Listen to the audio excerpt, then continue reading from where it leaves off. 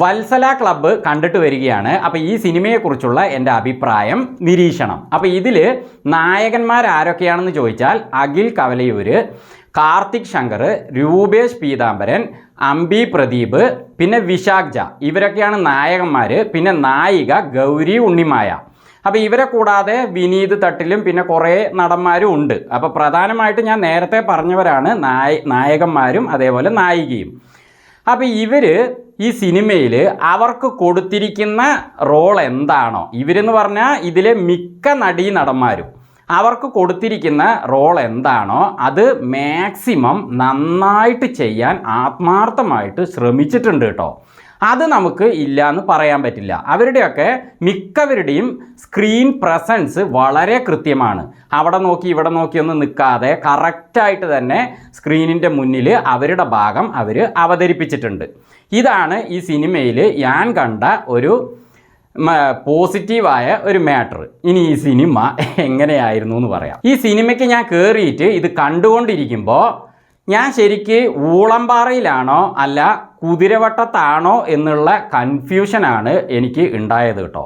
പിന്നെ ഈ സിനിമയുടെ ആ സ്ക്രീനിൽ കാണുന്ന ആ കഥാപാത്രങ്ങളാണോ അല്ല ഈ സിനിമയ്ക്ക് വേണ്ടി ടിക്കറ്റ് എടുത്ത് അകത്തേക്ക് കയറിയിരിക്കുന്ന ഞാനടക്കമുള്ളവരാണോ പ്രാന്തന്മാർ എന്ന കൺഫ്യൂഷനും സിനിമയുടെ അവസാനം വരെയും ഞാൻ നേരിട്ടുകൊണ്ടേയിരുന്നു.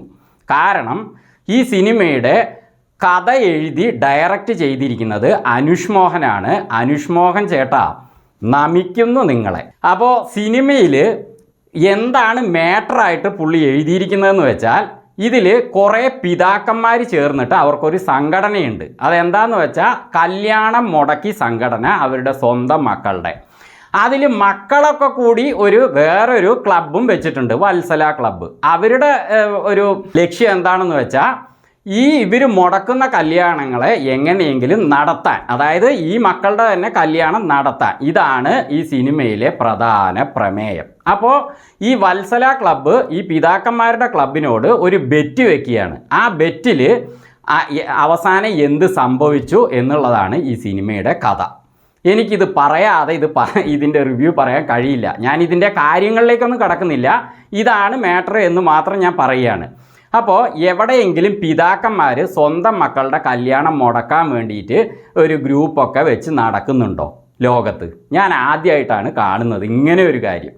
അപ്പോൾ ഇതിനെക്കുറിച്ച് നമ്മൾ പറയുമ്പോൾ ഇത് ഡാർക്ക് ഹ്യൂമർ അല്ലേ എന്നൊക്കെ പറയും. ഇതിന് ഡാർക്ക് ഹ്യൂമർ എന്നല്ല പറയുക, വെറുപ്പിക്കൽ ഹ്യൂമർ എന്നാണ് പറയുക.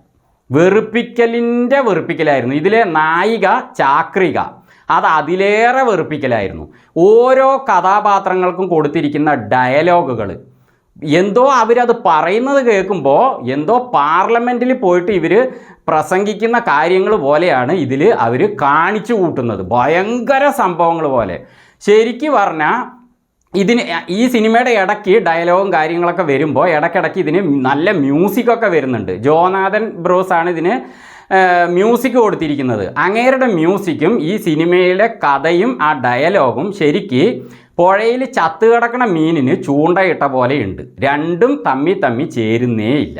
അങ്ങനത്തെ ഒരു കഥയും ഡയലോഗുകളും. സിനിമയുടെ തുടക്കത്തിൽ തന്നെ ടോയ്ലറ്റിൻ്റെ സംബന്ധിച്ച കുറേ അളിഞ്ഞ ഡയലോഗുകളും അളിഞ്ഞ പ്രവർത്തികളും, അതെന്തോ ചിരി വരും എന്ന് പറഞ്ഞിട്ടാണ് അവരങ്ങനെ കൊടുത്തിരിക്കുന്നത്. ചിരിയല്ല വരുന്നത്, വെറുപ്പിക്കൽസ് ആണ് തോന്നുന്നത്. പിന്നെ ഞാൻ ഇതിൽ ഒരു കോമഡിക്ക് ഞാൻ ചിരിച്ചു കേട്ടോ. ഇവരത് കോമഡിയല്ല കാണിച്ചത്, വളരെ സീരിയസ് ആയ ഒരു കാര്യം കാണിച്ചതാണ്. അതിന് മാത്രം എനിക്ക് ചിരി വന്നു. എന്താണെന്ന് വെച്ചാൽ സിനിമയുടെ അവസാനമാകുമ്പോഴേക്കും ഇവർ തന്നെ ഒരു ഗുണ്ടെടുത്തിട്ട് കത്തിച്ച് പൊട്ടിച്ച് അവിടെ കുത്തിയിരിക്കുന്നുണ്ട്. അപ്പോൾ ഇതൊരു ഗുണ്ടാണെന്ന് ഇവർ തന്നെ തെളിയിക്കാൻ വേണ്ടിയിട്ട് ആ ഗുണ്ട് പൊട്ടിച്ച പോലെയാണ് എനിക്ക് തോന്നിയത്. അതുകൊണ്ട് ആ ഒരു കാര്യത്തിന് വേണ്ടി മാത്രം ഇവർ സീരിയസ് ആണ് എടുത്തതെങ്കിലും എനിക്ക് ചിരി വന്നു. ഇടവേളയ്ക്ക് മുമ്പായിട്ട് അഖിൽ കവലയൂർ അവിടെ താഴെ ഇരുന്നിട്ട് ഞെരങ്ങുകയാണ്. അപ്പോൾ പുള്ളി ഞെരങ്ങുന്നത് എന്തോ വലിയൊരു സംഭവം അവിടെ നടന്നിട്ട് ഇവർ ആകെ ഭയന്ന് വല്ലാതായിട്ട് ഞെരങ്ങുന്നതായിട്ടാണ് അവിടെ കാണിക്കുന്നത്. പുള്ളി ഞരങ്ങുന്നു ഇടവേള എന്ന് എഴുതി കാണിക്കുന്നേ ഇല്ല. അപ്പോൾ പുള്ളിയുടെ മനസ്സിൽ കരുതിയിട്ടുണ്ടാവും, വേഗം ഒന്ന് ഇടവേളയെന്ന് എഴുതി കാണിക്കടേ, ഞരങ്ങി മതിയായി എന്ന്. കാരണം ഞരങ്ങിക്കൊണ്ടേയിരിക്കുകയാണ് അദ്ദേഹം. കുറച്ച് കഴിഞ്ഞിട്ടാണ് ഇടവേള എന്ന് വന്ന്. അങ്ങനെ ഞരങ്ങി ഇടവേളയും കഴിഞ്ഞ് സിനിമ തുടങ്ങിയിട്ട് അതിനുശേഷവും സിനിമയുടെ അവസ്ഥ ഇത് തന്നെ. ഒരു ചിരിയും വരുന്നില്ല. ഇവർ ചിരിപ്പിക്കാൻ മാക്സിമം ശ്രമിക്കുന്നുണ്ട്, പക്ഷേ ചിരി വരുന്നില്ല. കാരണം ഇതിൻ്റെ മാറ്റർ അങ്ങനെയാണ്, അതിൻ്റെ ഡയലോഗുകളും അങ്ങനെയാണ്. അതിലെന്തെങ്കിലും ഒരു കരുത്ത് വേണ്ടേ, കഥയിലൊരു കരുത്ത് വേണ്ടേ? ആ സംഭവമേ ഇവിടെ തൊട്ട് തീണ്ടിയിട്ടില്ല. സിനിമയിൽ ധ്യാൻ ശ്രീനിവാസനും ഉണ്ട് കേട്ടോ. അപ്പോൾ അങ്ങേരുടെ ഭാഗ്യത്തിന് ഈ സിനിമയിൽ അങ്ങേർക്ക് അവസാനം വരാനുള്ള യോഗമാണ് കൊടുത്തിരിക്കുന്നത്. അതുകൊണ്ട് ഈ സിനിമ പിന്നീട് എന്തെങ്കിലും ആയിക്കഴിഞ്ഞാൽ ധ്യാൻ ശ്രീനിവാസൻ ഇതിലുള്ളത് കൊണ്ടാണ് ആയത് എന്നൊരു ചീത്തപ്പേര് വരാതിരിക്കാൻ അദ്ദേഹത്തിന് ഭാഗ്യം കിട്ടി എന്ന് വേണം പറയാൻ. എന്നാൽ പോലും അദ്ദേഹത്തിലുള്ളത് കൊണ്ട് അങ്ങനെ പറയാൻ സാധ്യതയുണ്ട്. ഞാൻ ഇത് പറയാൻ കാരണം പുള്ളിക്ക് അല്ലെങ്കിലേ ഇങ്ങനെയൊരു മഹനീയ പേര് നേരത്തെ തന്നെ ഉണ്ട്. ഇത്രയും കാലം അഭിനയിച്ച സിനിമകളിൽ മിക്കതും അങ്ങനെ ഗുണ്ടായിരുന്നല്ലോ. അപ്പോൾ അതുകൊണ്ട് അങ്ങനെ ഒരു പേരുണ്ട്. ഭാഗ്യത്തിന് പുള്ളി അവസാനേ വരുന്നുള്ളൂ. ബാക്കി എല്ലാവരും കൂടി തന്നെ ഇതിൽ, പക്ഷേ അവസാനം ഇതിൽ ഗുണ്ട് പൊട്ടിക്കാനുള്ള കാരണമായത് പുള്ളി തന്നെയാണ്. കാരണം പുള്ളി ഇതിൽ കയറിയത് കൊണ്ടാണ് അവിടെ ആ ഗുണ്ടെന്ന ആശയം തന്നെ വന്നത് എന്ന് എനിക്ക് തോന്നിപ്പോയി. അതൊക്കെ ഓർത്താണ് ഞാൻ അതോർത്ത് ചിരിച്ചത്. ആഴ്ചയിൽ 3, 4, 5, 6 സിനിമകൾ ഇറങ്ങും അല്ലേ? അപ്പോൾ ഈ 5-6 സിനിമകൾ ഇറങ്ങുന്നതിൽ നമ്മൾ 1 സിനിമയോ അല്ലെങ്കിൽ 2 സിനിമയോ 3 സിനിമയോ ഒക്കെ നല്ല സിനിമയാണെന്ന് പറയും. ഇതാണ് ഏറ്റവും ബെറ്ററായ സിനിമ എന്ന് നമ്മൾ പറയും ഈ ആഴ്ചയിൽ ഇറങ്ങിയത് അല്ലേ?